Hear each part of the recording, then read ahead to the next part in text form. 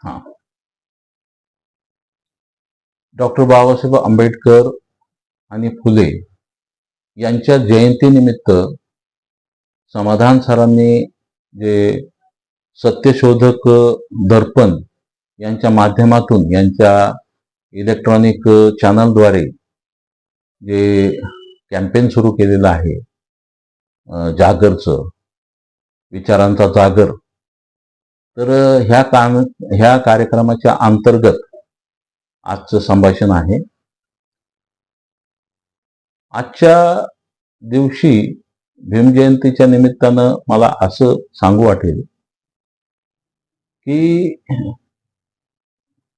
जयंती म्हटलं, बाबासाहेबांची, फुलेंची जयंती म्हटलं की फुले शाहू आंबेडकर या विचारधारेचा उजळणी करावी, ह्या विचारधारेचा उहापोह करावा, ह्या विचारधारेतून मोटिवेट व्हावं, अशी एक भावना जागरण होते.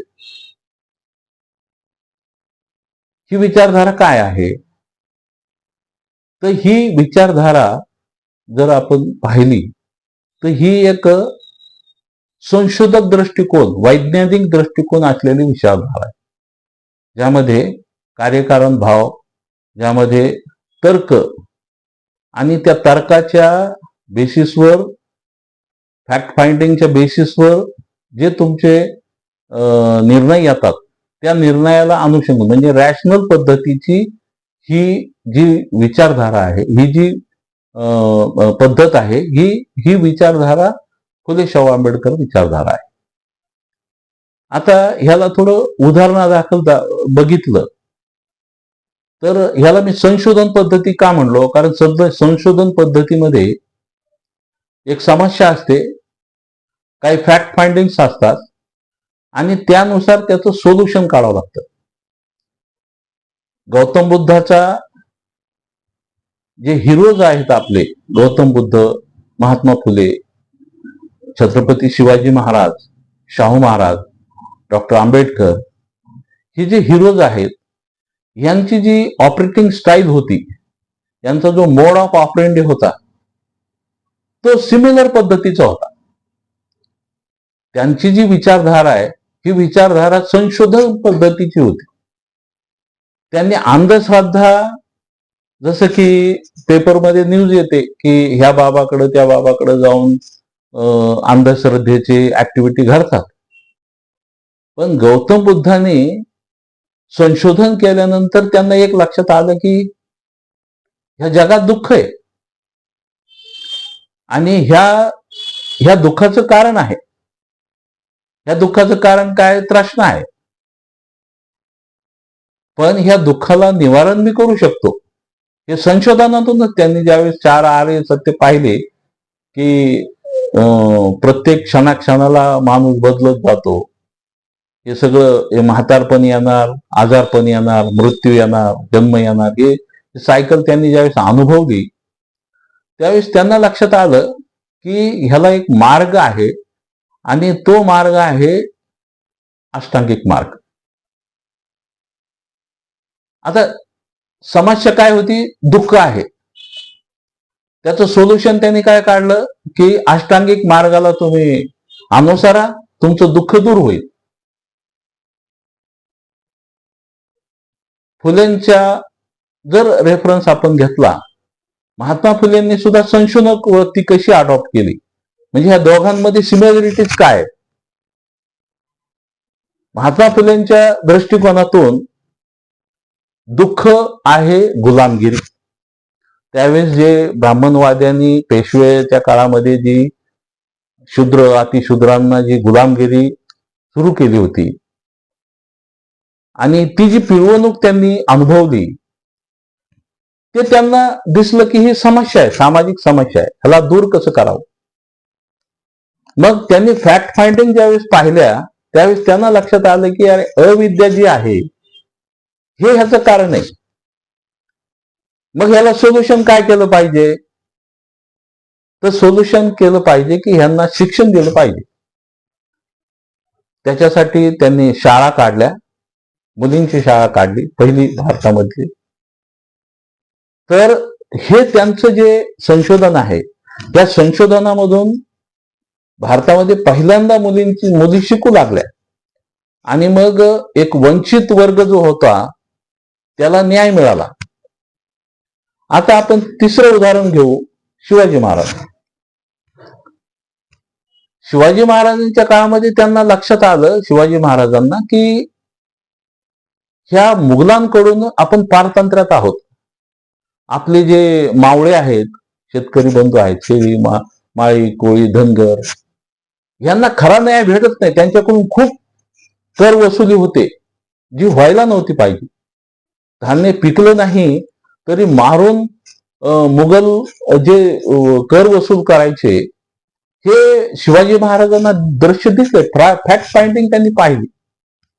त्यांनी सोल्युशन काढलं की नाही, ह्याच मावळ्यांना मी जमा करून रिवोल्ट करतो. तलवार हातात घेतली, पण कशासाठी? संरक्षणासाठी. स्वातंत्र्य, समता, बंधुता, न्याय हे टार्गेट त्यांच्या समोर होतं. संशोधनाला एम सुद्धा असतं, ऑब्जेक्टिव्ह सुद्धा असतं. तर त्यांच्या समोर होतं की आम्हाला यांच्यापासून स्वातंत्र्य पाहिजे, पिळवणुकीपासून स्वातंत्र्य पाहिजे. त्यांनी रिवोल्ट केला आणि रिवोल्टचा जो रिझल्ट आहे तो आहे स्वराज्य. म्हणजे महाराष्ट्रामध्ये छत्रपती शिवाजी महाराजांनी जे स्वराज्य निर्माण केलं आणि जे जाणते राजे म्हणून त्यांना जे ओळखलं जातं ते त्यांच्या संशोधक वृत्तीने. आता आपले चौथे गुरु किंवा चौथे हिरो शाहू महाराज.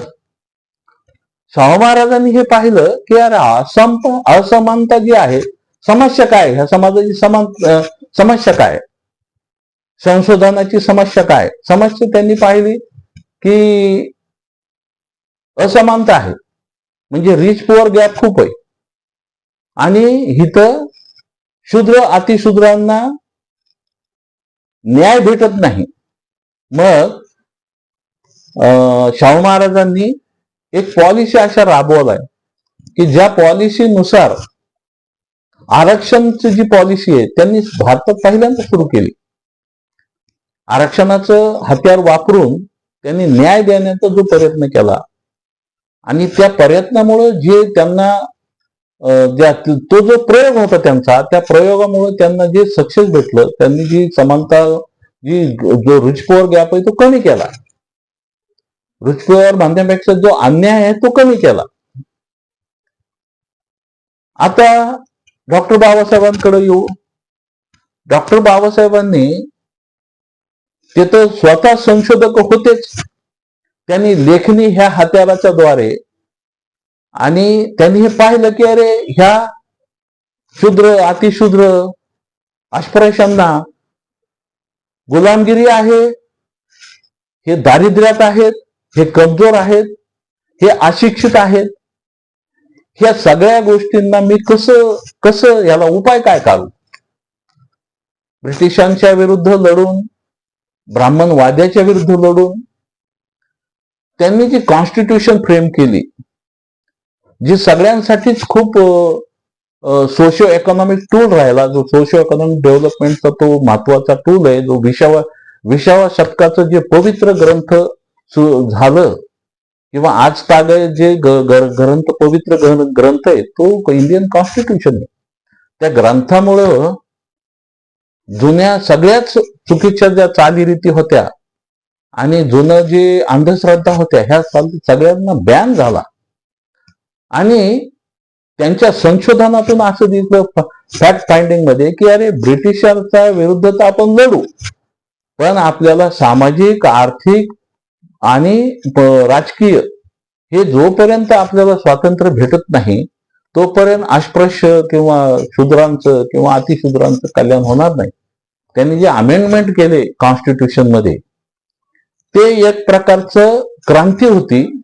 आणि म्हणूनच फुले शाहू आंबेडकर ह्या विचारधारा ही क्रांतीची जनक आहे.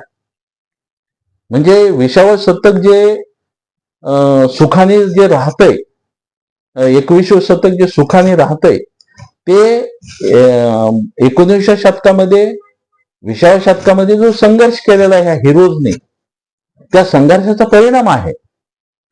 आता याच्यानंतर मला असं म्हणायचं की ही सिस्टम पुढे कॅरी ऑन केली कांशीराम साहेबांनी, कारण त्यांना हे लक्षात आलं की यार ह्याच्यामध्ये पार्टिसिपंट कमी आहेत, आपण डिसिजन मेकिंग सिस्टम मध्ये नाहीत.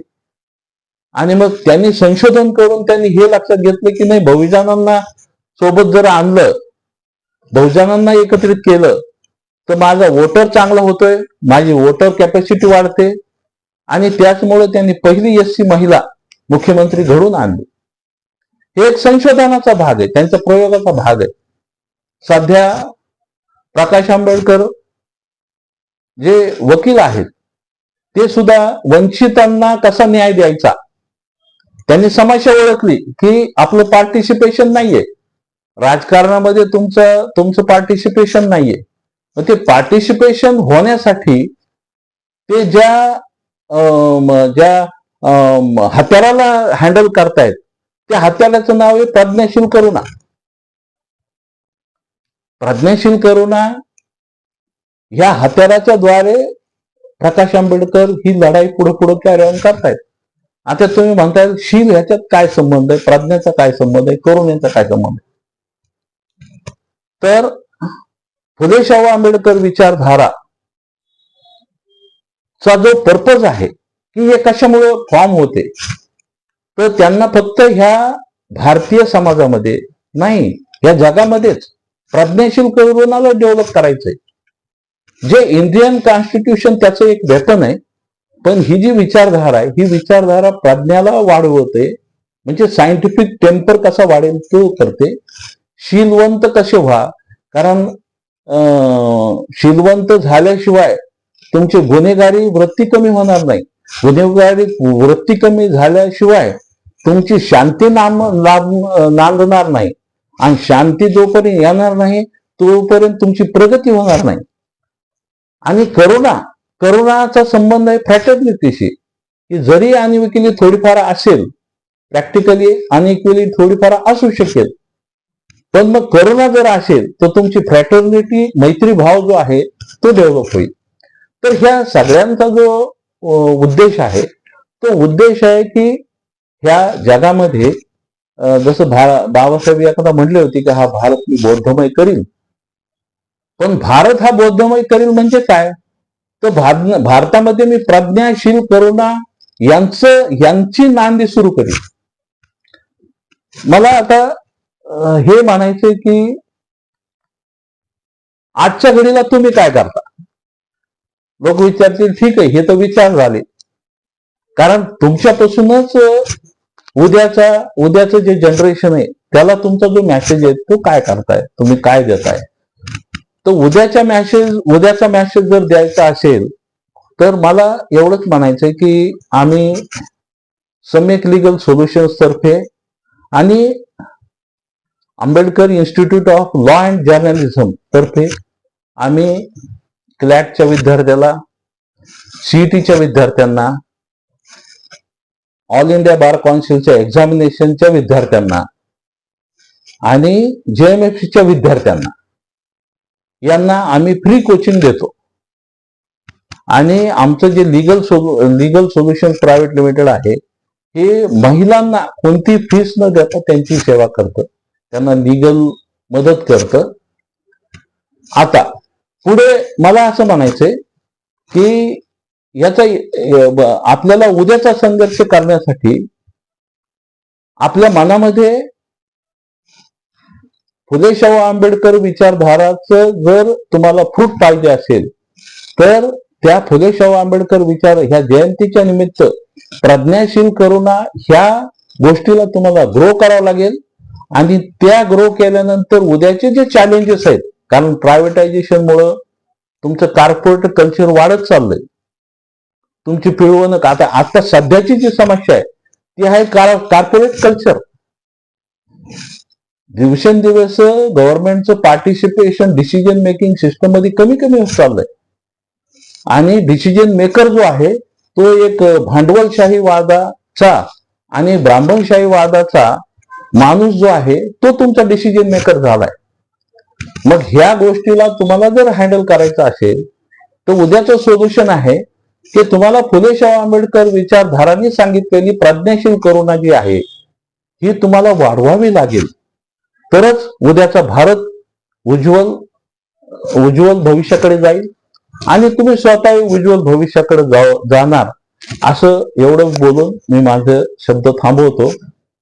जय भीम, जय संविधान.